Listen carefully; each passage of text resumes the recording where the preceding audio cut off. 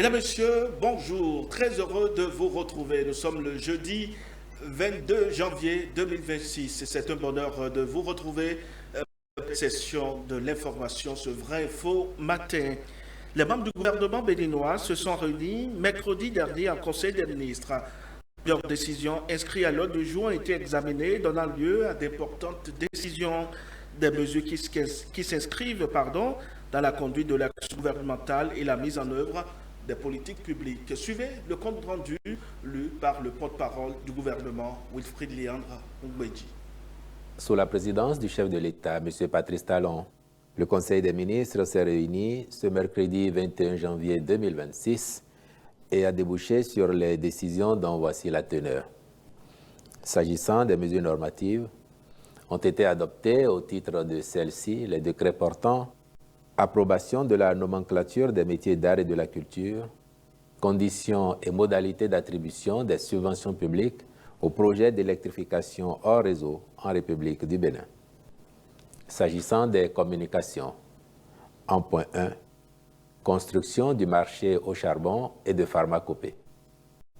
Les travaux d'aménagement du projet d'assainissement pluvial de la ville de Cotonou ont entraîné le déplacement des commerçantes de charbon du quartier Gbégamé. Il sera reconstruit sur un nouveau site, un marché au charbon et de pharmacopée offrant de meilleures commodités. C'est dans ce cadre que le Conseil a marqué son accord pour la contractualisation avec divers cabinets et entreprises retenus. En point 2, finalisation du processus d'indemnisation des personnes affectées par le projet d'aménagement et de bitumage de la route des pêches phase 1, tronçon Cotonou à Dunko. La commission créée à cet effet avait recensé 884 sinistrés, dont 245 propriétaires de fonciers bâtis. Parmi ceux-ci, 211 ont effectivement perçu des indemnisations, tandis que 34 autres n'ont pas encore produit les pièces exigées pour leur prise en compte dans le processus de dédommagement. Par ailleurs, le changement d'itinéraire de la route, en lien avec la prise en compte du trait de côte, avait impacté de nouveaux biens fonciers. C'est pour la prise en compte de toutes les personnes affectées par le projet que le Conseil a approuvé le rapport suggérant la finalisation du dossier. En point 3, contractualisation pour la mise en œuvre du projet de construction du centre de transfert des déchets dans la zone d'Akogbato.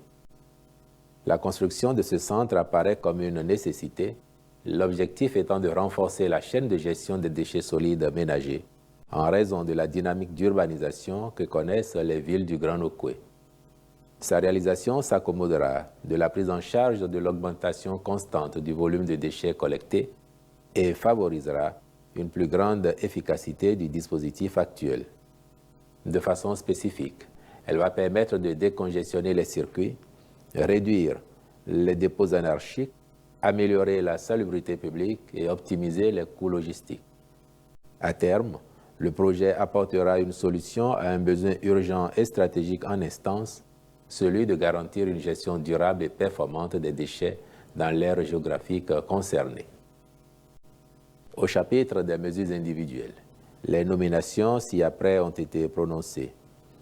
Au ministère de la Justice et de la Législation, après avis favorable du Conseil supérieur de la magistrature. À la chancellerie, directeur de cabinet, M. Florentin Gbodou, secrétaire général du ministère, M. Seydou Boni Kpegounou, collaborateur à l'inspection générale des services judiciaires, M. Henri Fadonumbo. Dans les juridictions, Cour d'appel de Parakou, président, M.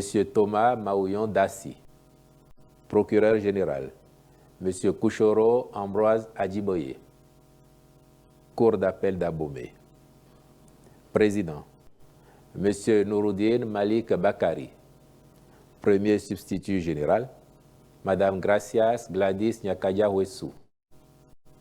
À la Cour de répression des infractions économiques et du terrorisme.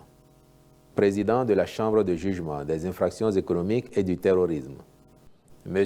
Antoine Yawenou.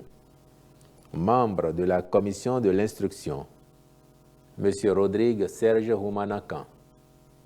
Assesseur à la Chambre de jugement des infractions économiques et du terrorisme, M. Mawena Fidel Tohwenou, à la Cour spéciale des affaires foncières. Conseiller à la Chambre, M. Dossa Guillaume Lali et M. Aniouvi Célestin Ponon. Juge du 3e cabinet d'instruction, M. Herbert Solevo. Tribunal de première instance de première classe de Cotonou. Président, M. Sowanou Gutembe Adelin Armel Azorugbeou. Juge au tribunal, M. Kofi Paul Bioenton. Juge du 2e cabinet d'instruction, M. Ozias Sewanou Kentoyese. Juge du 3e cabinet d'instruction, M. Christophe Wedete. Juge du 4e cabinet d'instruction, M. Ebony Viaco Dassi. Tribunal de première instance de première classe de Porto Novo. Président, M. Kwasi David Marie Joachim Anani. Procureur de la République, M. Azonouver Alphonse Amoussou. Au ministère du Numérique et de la Digitalisation, Directrice générale de la Société béninoise des infrastructures de radiodiffusion, Madame Patricia Marie-France Dossougbete, épouse Kodia, je vous remercie. Le Bénin et la Côte d'Ivoire franchissent une nouvelle étape dans le renforcement de leur coopération économique. À Abidjan, l'APIEX et le CPC ont signé un protocole d'accord destiné à stimuler les investissements et à faciliter les échanges entre les deux pays. Une initiative qui s'inscrit pleinement dans la dynamique de la coopération sud-sud et de l'intégration économique sud. L'Agence de promotion des investissements et des exportations du Bénin APIEX et le Centre de promotion des investissements en Côte d'Ivoire, CPC, ont procédé ce mercredi 21 janvier 2026 à Abidjan à la signature d'un protocole d'accord visant à formaliser et renforcer leur coopération institutionnelle en matière de promotion et de facilitation des investissements. L'accord a été signé par M. Eric Akouté, directeur général de l'APIEX, et Mme Solange Amichia, directrice générale du CPC, également présidente du réseau des agences de promotion des investissements de l'UEMOA, RAPI UEMOA. Cette cérémonie s'inscrit dans le cadre d'une mission de benchmark initiée par l'APIEX, axée sur le partage des bonnes pratiques,